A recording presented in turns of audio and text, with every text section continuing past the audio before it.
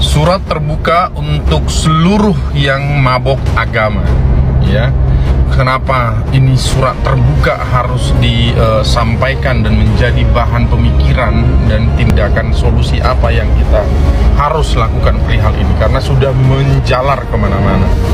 Ya Hadi, ya Bashir, ya Tabibi, Nabiullah khairul khalqi, khairul khalqi jami'an, lahu a'la manasibi wal marati, salatullahi subhanallah. Bismillahirrahmanirrahim. Assalamualaikum warahmatullahi wabarakatuh. Kami semuanya yang dirahmati Allah, semoga Allah senantiasa curahkan segala rahmat, segala nikmat yang berkepanjangan dan tiada kamu hujung dari dunia hingga akhirat, insyaallah. Dan Allah pun kumpulkan kita para kaum muslimin di naungan aras Allah beserta para nabi, beserta para orang-orang yang Allah kasih, Allah sayangi, Allah cinta, insyaallah di bawah naungan aras Allah kelak, di mana tiada naungan selain daripada naungannya, insyaallah. Amin amin Allahumma amin. Kaum muslimin, pada kesempatan malam hari ini saya akan mengunggah sebuah video, di mana video ini mengisahkan tentang bagaimana ceritanya ataupun curhatan Tante Dosma, pengacara yang sedang tidak laku, ya, lalu pansos kesana kemari, sibuk ngurusi apologet, ya, orang berdebat. Terus dia mengatakan mabuk agama. Orang mabuk agama itu seperti apa sih, Dosma? Orang mabuk agama seperti apa sih? Kalau di dalam Islam itu tidak ada mabuk-mabuk, karena menjaga akidah itu wajib hukumnya di dalam Islam itu. Jadi kami tidak mabuk. Yang mabuk kau, ya, sebagai pengacara mabuk, ya, sehingga kau lupa siapa kau, gitu. Kalau kau memang tidak senang dari apa yang kami sampaikan ataupun kami uraikan dalam perdebatan ini, ya, maka kau naik ke room ataupun kau buka sesi perdebatan, yang dimana perdebatan itu maumu di mana, gitu. Biar kami datangi, ya, biar kami sambangi, ya, dari pihakmu siapa yang kau jagokan, terutama kau lah, ya. Kalau memang kau merasa pintar, kau tidak usah sok-sokan, ya, macam apalah, macam pahlawan kesiangan, gitu. Toh ternyata dari dahulu kala, ya, kekristenan itu senantiasa membahas Islam. Itu sudah menjadi rahasia umum di gereja-gereja itu, ya. Bukan kami tidak tahu, oleh karena adanya perdebatan ini di medsos, diawali dari Facebook, ya, dari Google sampai ke Facebook sampai apa, itu Kristen yang memulai duluan. Kami umat Islam hanya mengikuti irama kalian saja, gitu. Jangan terus macam apa ya, macam tante-tante. Kurasa kau ini macam tante-tante. Orang kau jalan melambai-lambai, joget-joget, ya, macam tante-tante. Curhat melulu. Sok jadi pahlawan kesiangan. Urusi saja apa yang menjadi profesimu, ya kan? Jadi melapor sana melapor sini. Kalaupun dilaporkan, yang ada dari pihak Kristen yang akan banyak terciduk, karena pihak Kristen lah yang sering menghina-hina Islam, itu jelas, gitu. Baik kaum muslimin, saya jadi nih jadi apa ya, geram itu nengoknya. Baik kaum muslimin, demikian videonya. Surat terbuka untuk seluruh yang mabok agama, ya. Kenapa ini surat terbuka harus disampaikan dan menjadi bahan pemikiran dan tindakan solusi apa yang kita harus lakukan perihal ini, karena sudah menjalar kemana-mana. Tidak hanya dari satu agama, bahkan yang seagama dengan saya secara pribadi pun banyak yang mabok agama. Mabok agama itu apa dimaksud dengan mabok agama? Yang namanya mabok, ya, seperti cakap atau tidak cakap hukum jadinya, ya, agama padahal. Surat terbuka untuk seluruh yang mabok agama, ya. Kenapa ini surat terbuka harus disampaikan dan menjadi bahan pemikiran dan tindakan solusi apa yang kita harus lakukan perihal ini, karena sudah menjalar kemana-mana. Tidak hanya dari satu agama, bahkan yang seagama dengan saya secara pribadi pun banyak yang mabok agama. Mabok agama itu apa dimaksud dengan mabok agama? Yang namanya mabok, ya berarti seperti cakap atau tidak cakap hukum jadinya. Ya, agama padahal itu adalah urusan untuk masing-masing, apalagi terkhususnya urusan secara pribadi dengan Tuhan, secara vertikal. Tapi saat ini dibuat menjadi urusan saling mencemooh, urusan saling mengkomersilkan, lebih bahayanya ya, dan juga saling mengolok-olok. Intinya semuanya ada hal yang negatif. Jadi yang mabok tolonglah secepatnya sadar ya, dan saya juga tidak merupakan salah satu bagian dan tidak mungkin bagian dari yang namanya apologet ya. Apologet itu padahal definisinya itu sangat luar biasa, bagaimana membentengi, membela agamanya masing-masing dari hal-hal negatif atau hal-hal yang sekiranya menjatuhkan agamanya. Di sini banyak hal yang menjadi dilema. Saya pun secara pribadi dilema nggak? Oh ya, iya dilema. Kenapa? Karena pada saat kalau kita membela si A, pasti akan digiring bahwa kita adalah membela si B. Begitu juga dengan sebaliknya. Padahal kita melakukan itu adalah menurut hukum. Nah, yang saat ini saling melapor yang masih berlanjut itu juga bergulir sampai dengan ke salah satu kampus teologi ya, STT Nias kalau tidak salah itu, dan ada katanya pengajaran secara materi, substansi dari SKS-nya yang sekiranya menyinggung salah satu agama. Silahkan dibicarakan secara intelek, silahkan disurati atau dicari solusi secara intelektual, bukan dengan saling mengolok kembali ya, karena semua masalah itu ada solusinya.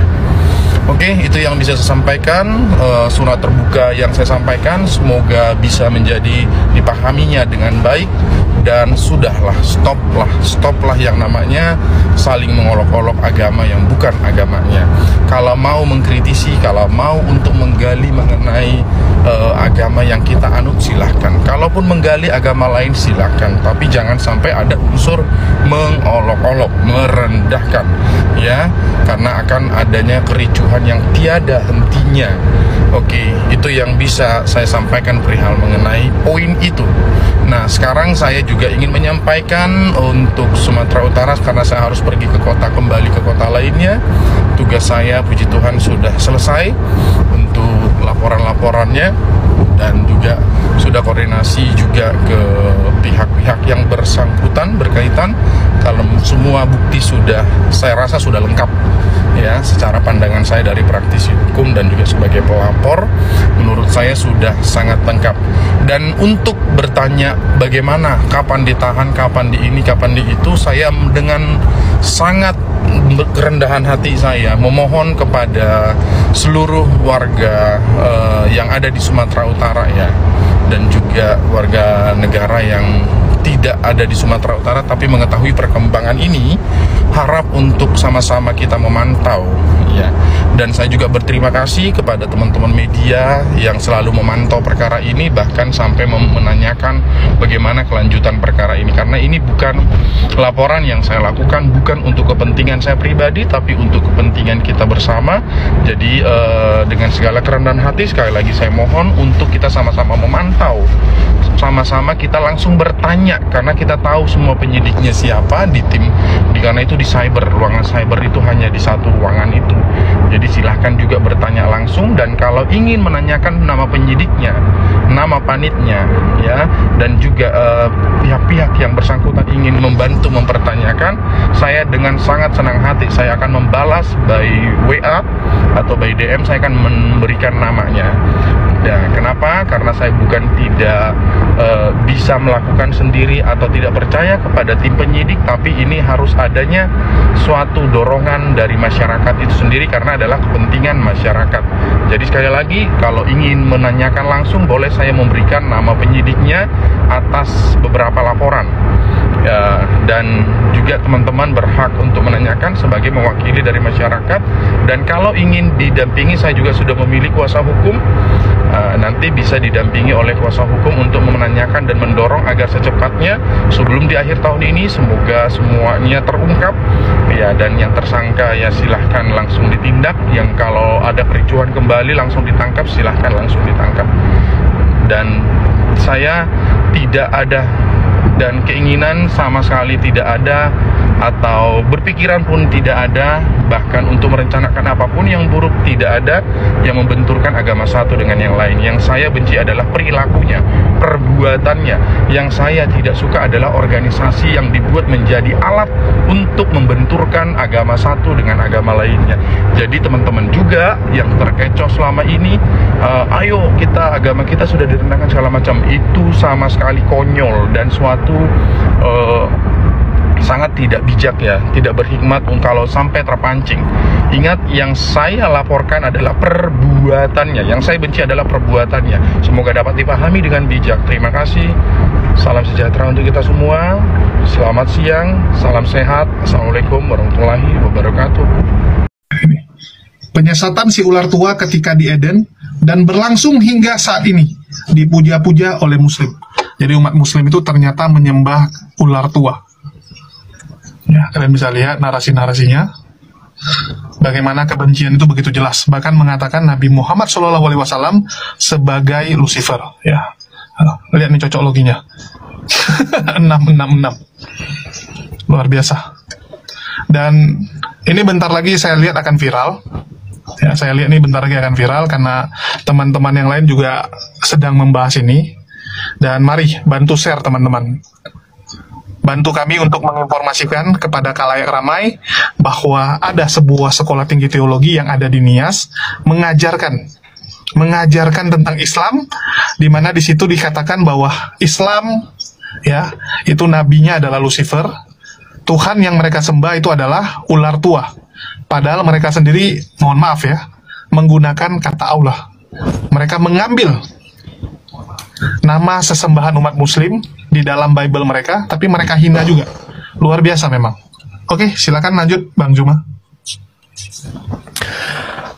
Bismillahirrahmanirrahim. Assalamualaikum warahmatullahi wabarakatuh. Sahabat-sahabat sekalian, suara saya kedengaran kan ya? Kedengaran. Iya, baik. Jadi saatnya kemudian Allah Subhanahu wa Ta'ala membuka mata manusia, membuka mata pemerintah, membuka mata para ulama, membuka mata para ustadz, membuka mata insan pendidik dari kalangan Islam, dan membuka mata orang tua dari anak-anak kita Islam. Saatnya sekarang untuk mengatakan iya kepada apologet Islam Indonesia. Saatnya kemudian hari ini para ulama, habaib, habib, ustadz, dai mengatakan selamat datang kepada apologet Islam Indonesia.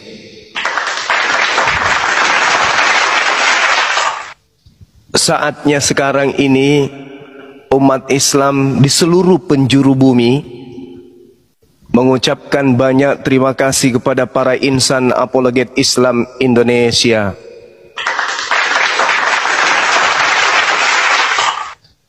Kenapa bisa demikian?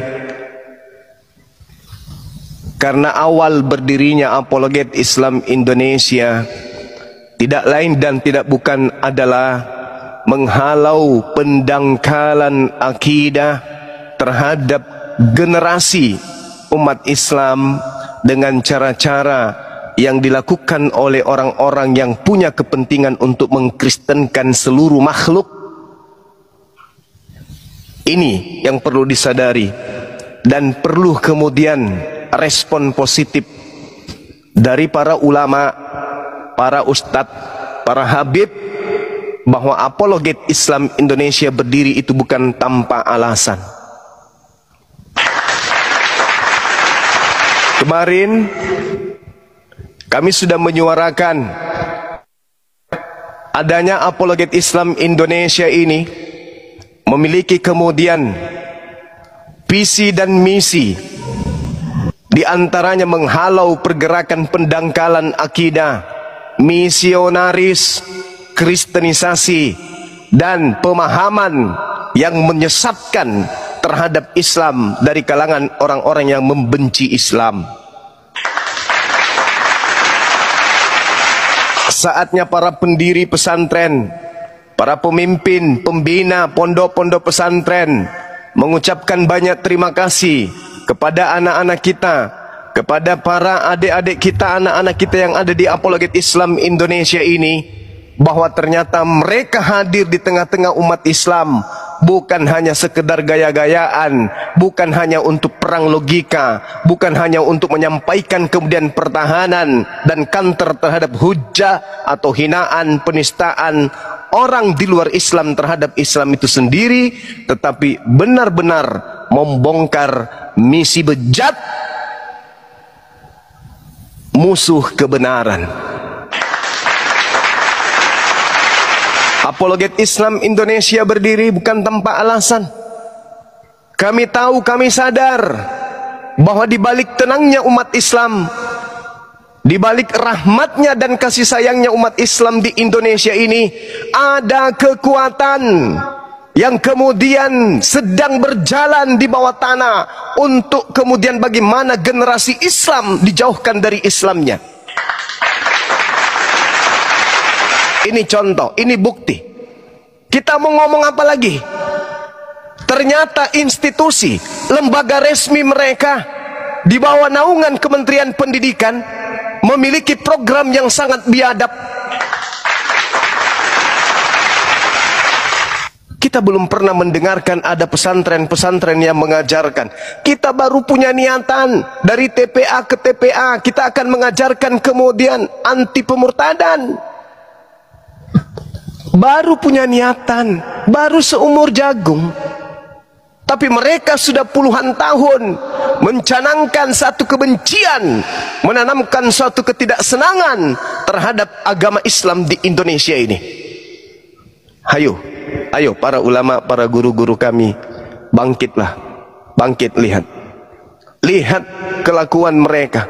Ini baru satu yang kita temukan, dan ini adalah program, ini adalah kurikulum, ini adalah kisi-kisi pembelajaran. Untuk apa materi-materi seperti itu kemudian? Untuk apa? Kira-kira untuk apa? Materi ini untuk apa? Untuk apa mereka kemudian membahas-bahas ini?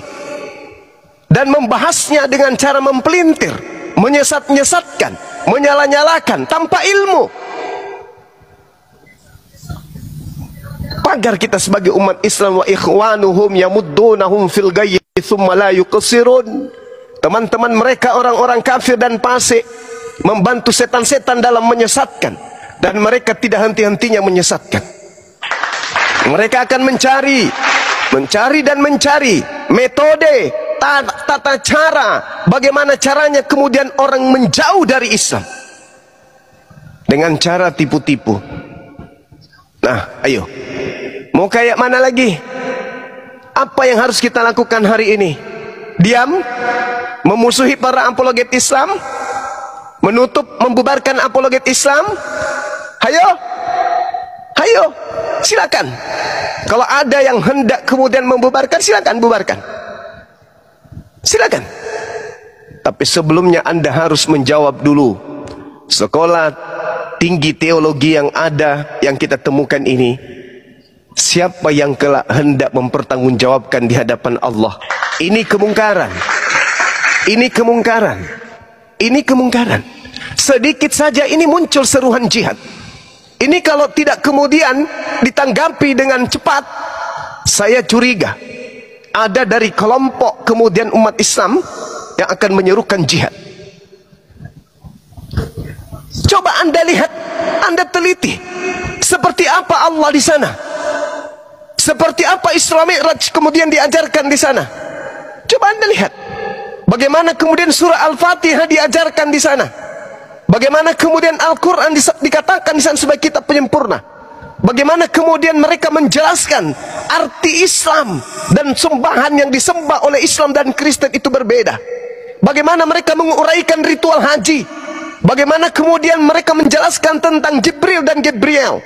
Bagaimana kemudian mereka menjelaskan tentang keturunan Nabi Ismail dari Khedar? Dan bagaimana kemudian strategi penginjilan yang mereka lakukan dan mereka galakkan kemudian di tengah-tengah umat Islam?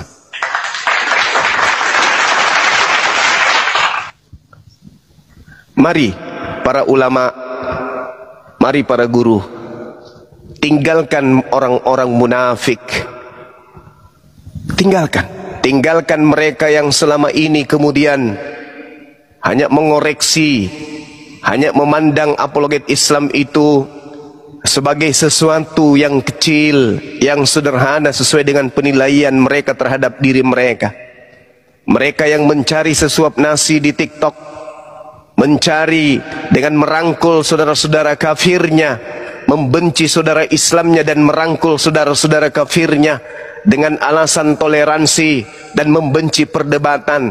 Tinggalkan sampah seperti itu, tinggalkan.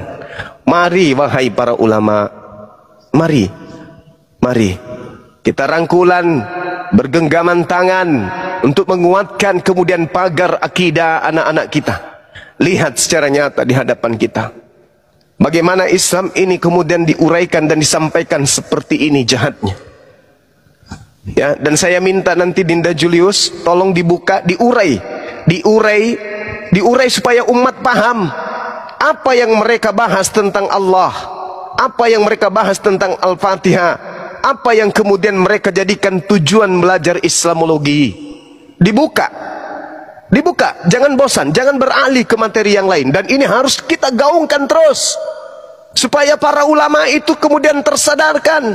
Anak-anak saya rupanya yang ada di TikTok yang berjuang selama ini, berdebat, berdiskusi, mengkantar, menghalau kemudian hujatan, ternyata ada yang melatar belakangi.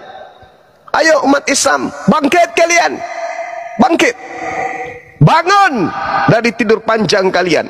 Di tengah-tengah kita muncul kemudian orang-orang yang memusuhi Islam, benci kepada Islam, sangat anti terhadap Islam, sehingga mereka melakukan segala cara untuk kemudian menghabiskan Islam di negara ini dengan memasang wajah tersenyum kemunafikan di hadapan kita. Tengok, lihat, saksikan. Kita tidak butuh waktu, kita tidak butuh kemudian berubahnya zaman. Kita hadir di zaman ini dan kita lihat bagaimana mereka membuka kemudian permusuhan dan kebencian kepada umat Islam mayoritas penduduk Indonesia. Tengoklah asli daripada senyum mereka, tengoklah asli daripada wajah mereka, tengoklah kemunafikan mereka.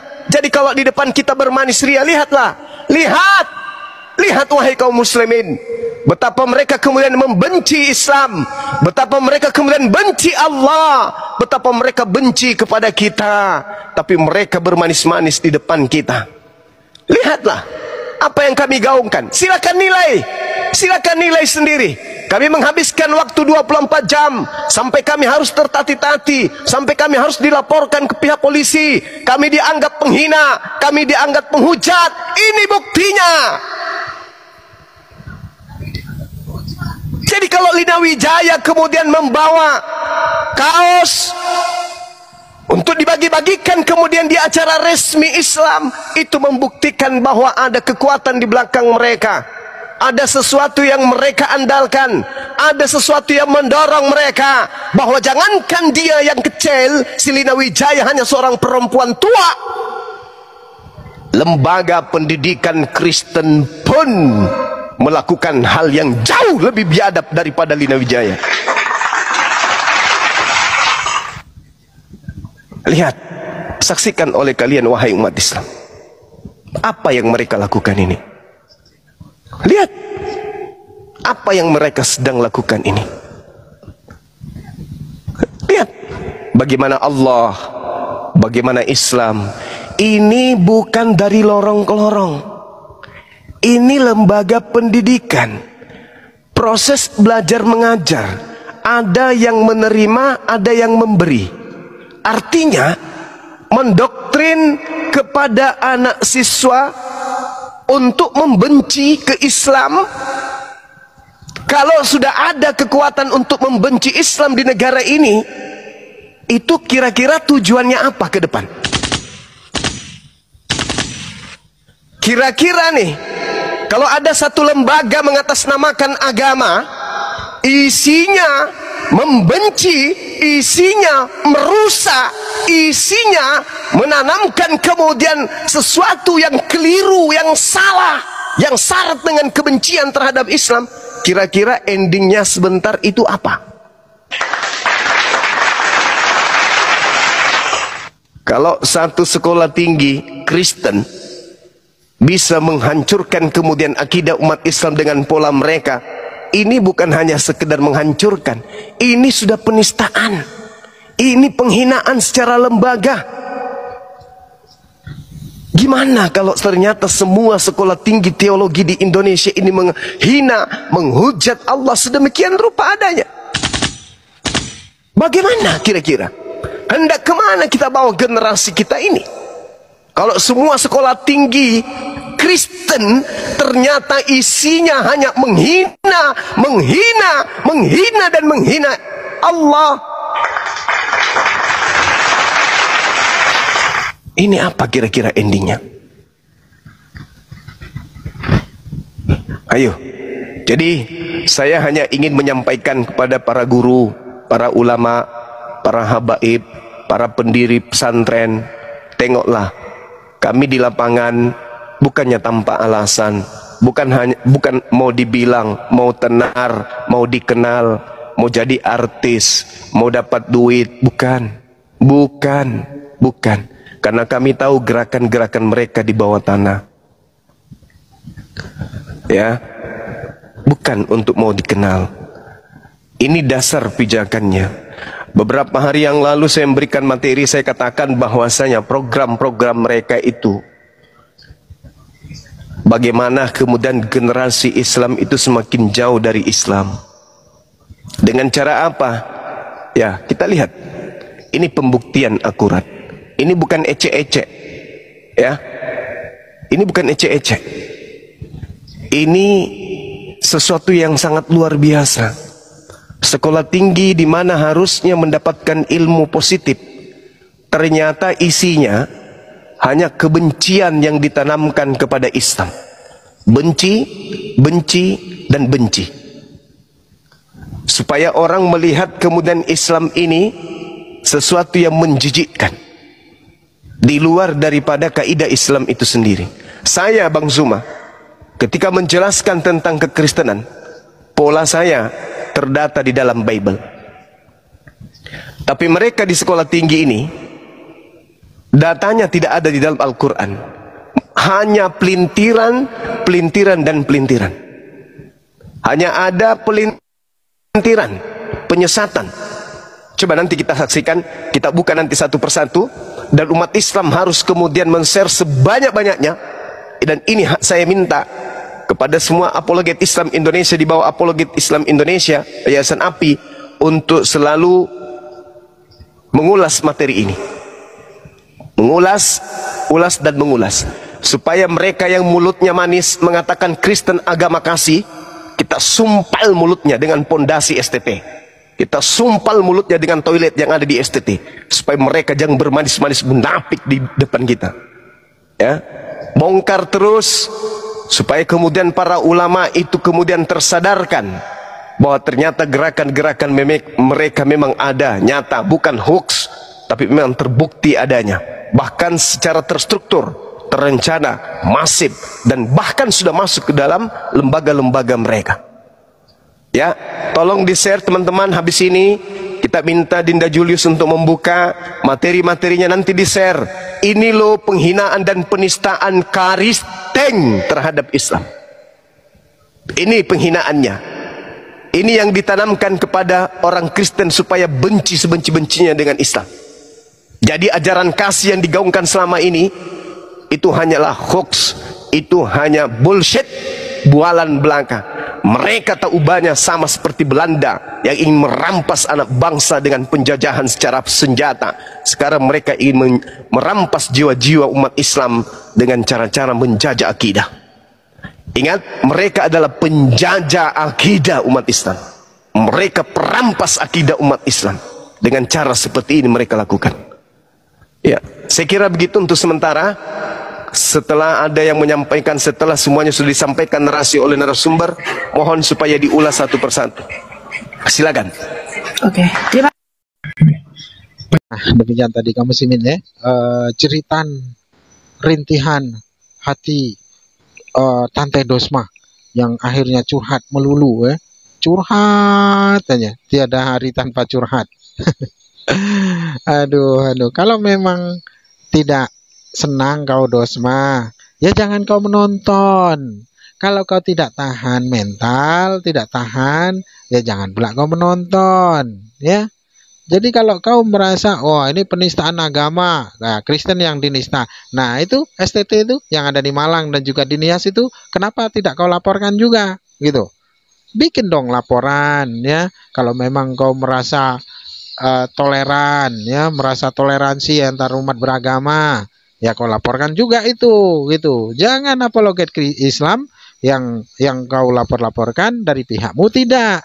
Itu jangan terus, aduh, jadi curhat melulu macam tante-tante. Kalau tengok kau memang melambai-lambai, ngomong aja macam perempuan kau. Geli aku nengoknya.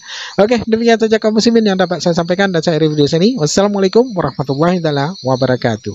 يا هدي يا بشير يا طبيب